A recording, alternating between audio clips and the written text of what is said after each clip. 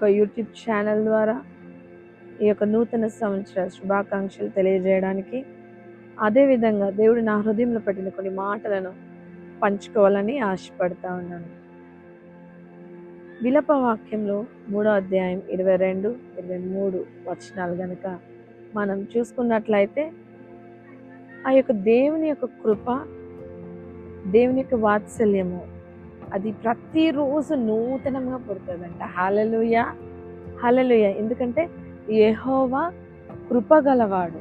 Yes కదా, ఆయన కృప మాత్రమే మనల్ని ఇంతకాలం నడిపించింది. ఆయన కృప మాత్రమే, ఆయన యొక్క గొప్ప వాత్సల్యత అనుదినం నూతనంగా పుట్టించుట ద్వారానే మనం మన యొక్క జీవితంలో మరి యొక్క దినాన్ని మనము చూస్తూ ఉన్నాం. మరి యొక్క దినం రోజు మనకి ఇస్తూనే, ఎన్నో దినాలు మన జీవితంలో దేవుడు నడిపిస్తూనే ఈ యొక్క 2026వ సంవత్సరంలోనికి మనల్ని నడిపించినాడు. ఆ యొక్క కృపతో, ఆయన గొప్ప వాత్సల్యంతో మనల్ని నడిపిస్తున్నాడని మనం నమ్ముదాం. ఈ యొక్క 2026 సంవత్సరంలో కూడా దేవుడు మనందరినీ అదే కృపతో, అదే వాత్సల్యతో నూతనంగా ఆయన పుట్టిస్తుందని మనం నమ్ముతూ, మనం ప్రతిరోజు ఒక బ్యూటిఫుల్ డేని మనము ఎదుర్కొందాం. దేవుడు ప్రతి ఒక్కరికి కూడా